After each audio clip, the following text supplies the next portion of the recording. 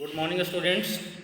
Today I am here with the first chapter of your history book, Emergence of New Kingdoms. है ना?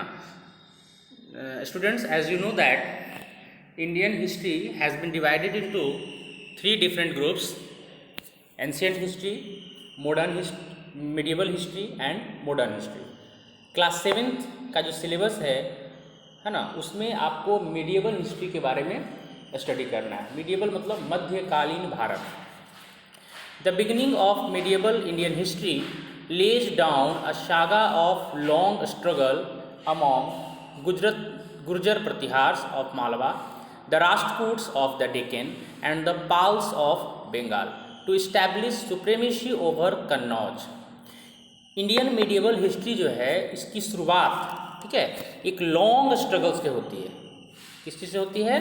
एक long struggle से होती है। और ये स्ट्रगल किसके बीच है students? The Gurjara Pratihara of Malwa, the Rashtrakutas of the Deccan and Palas of Bengal. इन तीन डायनेस्टीज के बीच एक लॉन्ग स्ट्रगल हुआ, ठीक है। और इसी से हम लोग मीडिएवल इंडियन हिस्ट्री की शुरुआत मानते हैं। और ये स्ट्रगल किस वजह से हुआ, ठीक है? तो ये स्ट्रगल का वजह क्या था? To establish supremacy over Kannauj, ठीक है। ये तीनों डायनेस्टी जो है वो कन्नौज को अपने अधिकार क्षेत्र में करना चाहते थे, कन्नौज पे अधिकार करना चाहते थे, ठीक है। यानी हम यहाँ पर ये कह सकते हैं कि एक अनार तीन बीमार, ठीक है। In history it is marked as tripartite struggle.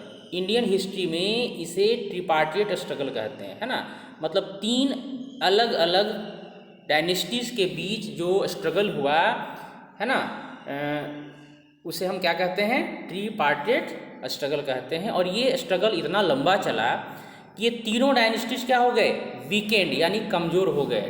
Which Weeknd the three dynasties, है ना। ये स्ट्रगल, इस स्ट्रगल के वजह से ये तीनों डायनेस्टीज क्या हो गए? वीकेंड हो गए, कमज़ोर हो गए। और कमज़ोर होते होते eventually leading to their decline, और इवेंचुअली मतलब अंततः धीरे धीरे ये क्या हो गए? पूरी तरह से डिक्लाइन हो गए, समाप्त हो गए। तो स्टूडेंट्स, इंडियन मीडिएवल हिस्ट्री की शुरुआत एक लॉन्ग स्ट्रगल से शुरू होती है ना। इस स्ट्रगल में मालवा के गुर्जर प्रतिहार, डेक्कन के राष्ट्रकूट और बंगाल के पाल शामिल थे। और इस स्ट्रगल का रीजन क्या था, कारण क्या था, ठीक है? तो वो कन्नौज पे अपनी सुप्रीमेसी एस्टेबल करना चाहते थे। हिस्ट्री में इस घटना को, इस इवेंट को हम ट्रीपार्टिएट स्ट्रगल के नाम से जानते हैं। अब एक सवाल यहाँ पे राइज होता है कि आखिर कन्नौज में क्या ऐसा था, है ना, कि ये तीनों डायनेस्टीज कन्नौज के लिए एकदम मर मिटे, ठीक है। तो इसका वजह क्या था? Due to its prime location. इसका लोकेशन ऐसा था, मतलब ये ऐसी जगह पर स्थित था कि Kannauj always remain the centre of attraction. अपने प्राइम लोकेशन के वजह से कन्नौज हमेशा सेंटर ऑफ अट्रैक्शन बना रहा among regional Kings of the northern India. जितने भी नॉर्दर्न इंडिया के जो भी राजा थे, उन लोगों को के लिए ये सेंटर ऑफ अट्रैक्शन बना हुआ था। कौन? Kannauj. Whoever controlled Kannauj could control the whole of the region. Kannauj का लोकेशन ऐसा था कि अगर कोई भी राजा कन्नौज पे कंट्रोल कर लेता तो उसका पूरा रीजन पे, मीन्स पूरे नॉर्दर्न इंडिया पे उसका कंट्रोल होना निश्चित था, ठीक है। Control was located on the fertile northern plain. Kannauj जो है वो फर्टाइल नॉर्दर्न प्लेन में लोकेटेड है। मतलब जो मतलब ये काफ़ी उपजाऊ ज़मीन है। फर्टाइल मीन्स उपजाऊ, है ना। Kannauj was located on the fertile northern plains and the towns located here were rich and enjoyed all facilities. जो भी टाउन यहाँ थे वो सारे काफ़ी रिच थे, काफ़ी धनी थे, और वहाँ सारी तरह की फैसिलिटीज़ अवेलेबल थी। From the 9th to the 13th century, 9th century से लेकर के 13th सेंचुरी तक, three powers, the Palas, the Gurjara Pratihara and the Rashtrakuta competed with each other. ये तीनों डायनेस्टीज़ के बीच करीब जो है 500 ईयर्स तक ये जो है स्ट्रगल चलता रहा। किस लिए चलता रहा? To gain control over Kannauj. Kannauj पे अपना कंट्रोल बनाने के लिए, उसे अपने अधिकार में लाने के लिए इन तीनों डायनेस्टीज़ के बीच काफ़ी लंबा स्ट्रगल चला है ना। और ये जो स्ट्रगल था इसे हम क्या कह सकते हैं, ट्री पार्टेड स्ट्रगल कहते हैं। और जिसकी वजह से ये तीनों डायनेस्टीज़ क्या हो गए, वीकेंड हो गए, कमज़ोर हो गए और फाइनली डिक्लाइन भी हो गए, है ना। अब स्टूडेंट्स हम लोग क्या करेंगे कि तीनों डायनेस्टीज़ के बारे में स्टडी करेंगे, ठीक है। तो सबसे पहले बात करते हैं हम लोग किस डायनेस्टीज़ की, पाल डायनेस्टी की। In the 8th century Gopala founded the Pala dynasty. 8th century में गोपाल ने पाल डायनेस्टी को फाउंड किया, पाल डायनेस्टी की स्थापना की। He was an elected king as the earlier king did not have any child. ये जो गोपाल था वो क्या था, इलेक्टेड किंग था, ठीक है, मतलब इसे जनता ने चुना था। क्या वजह था कि जनता ने चुना, क्योंकि अर्लियर किंग जो था, मतलब जो इसके पहले जो राजा थे उनका कोई भी चाइल्ड नहीं था। अगर उनका कोई चाइल्ड होता, बच्चा होता, तो डेफिनेटली वो राजा बनता, लेकिन इसके पहले वाले जो राजा थे उनका कोई भी चाइल्ड नहीं था, ठीक है। इसलिए गोपाल को जनता ने क्या किया, अपना राजा चुना। His empire included the entire Bengal and most part of Bihar।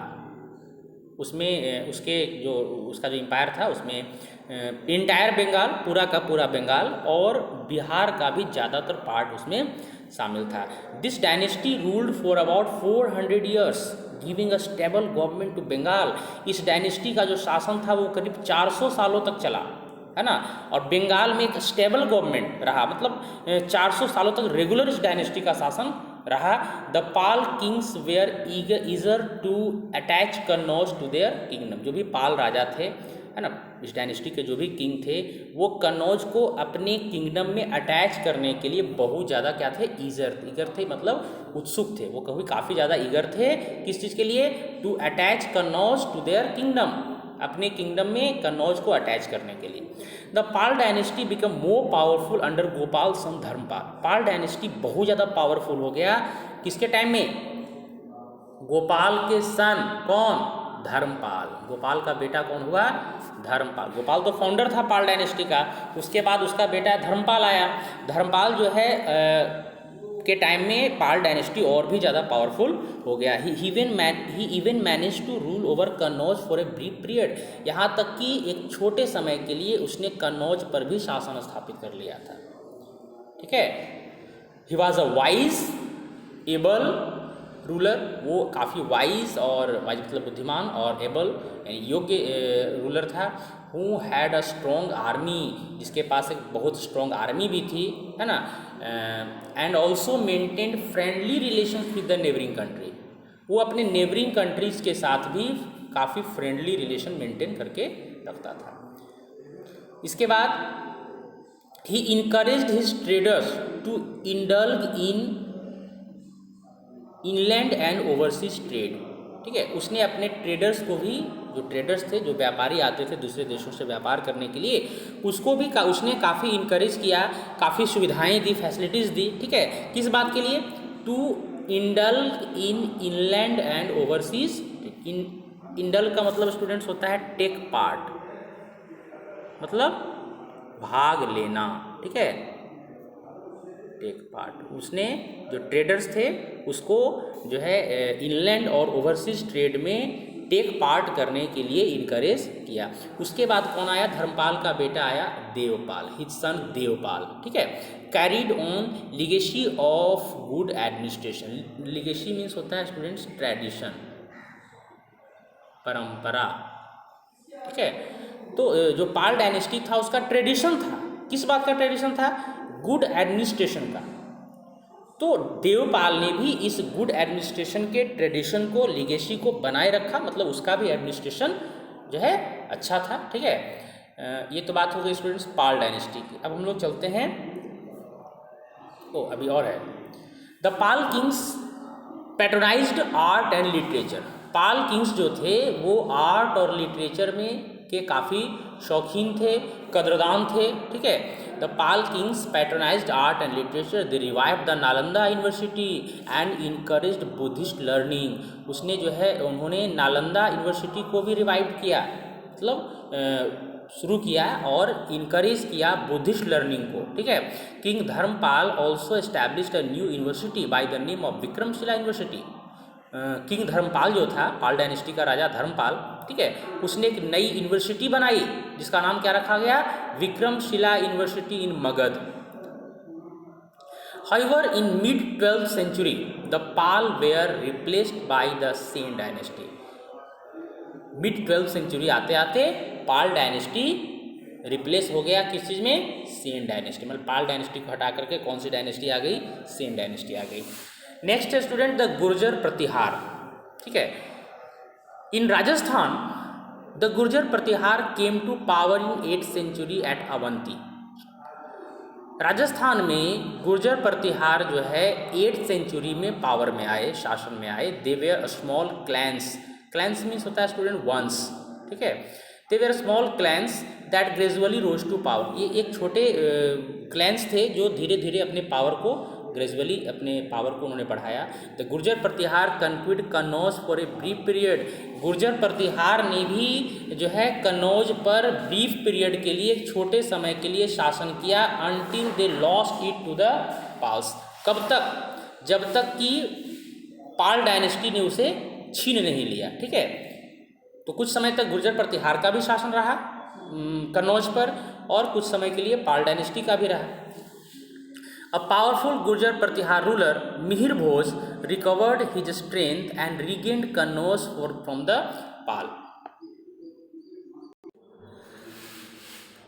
The Gurjar Pratihar came to power in the 8th century at Avanti. They were a small clans that gradually rose to power. The Gurjar Pratihar conquered Kannauj for a brief period until they lost it to the Pals. A powerful Gurjar Pratihar ruler, Mihir Bhoj, recovered his strength and regained Kannauj from the Pal. तो पाल dynasty ने तो छीन लिया कन्नौज को।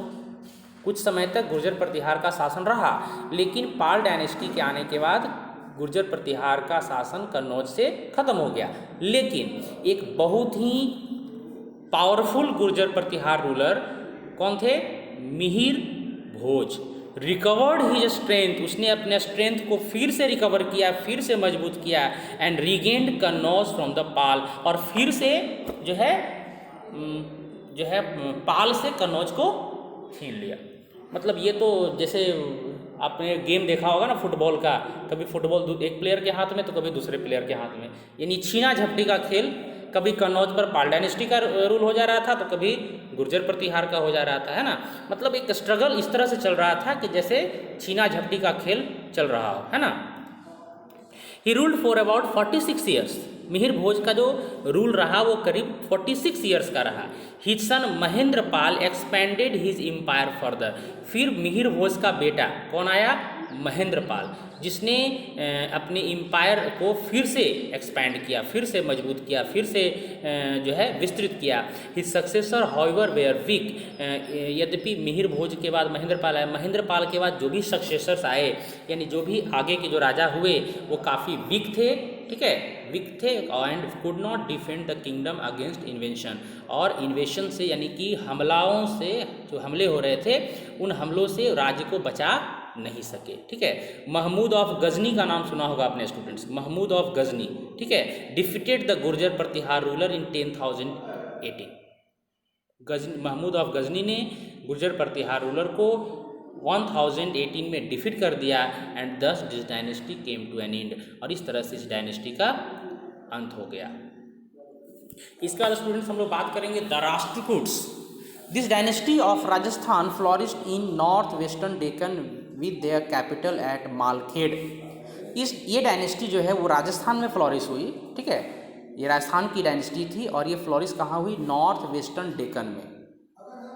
ये dynasty जो है राजस्थान की डायनेस्टी थी, लेकिन इसका जो फ्लोरिश हुआ, जो डेवलपमेंट हुआ, वो जो है नॉर्थ वेस्टर्न डेक्कन में हुआ, और इसकी कैपिटल क्या थी, Malkhed. This region lies in modern Maharashtra near Solapur. आज ये जो रीजन है वो कहाँ है, आज के महाराष्ट्र में है, जो कि सोलापुर के पास पड़ता है। The Rashtrakuta rose to power in the 8th century under Danti Durga. Rashtrakuta का जो पावर है वो 8th सेंचुरी में दंती दुर्ग के शासन में काफ़ी ज़्यादा डेवलप हुआ।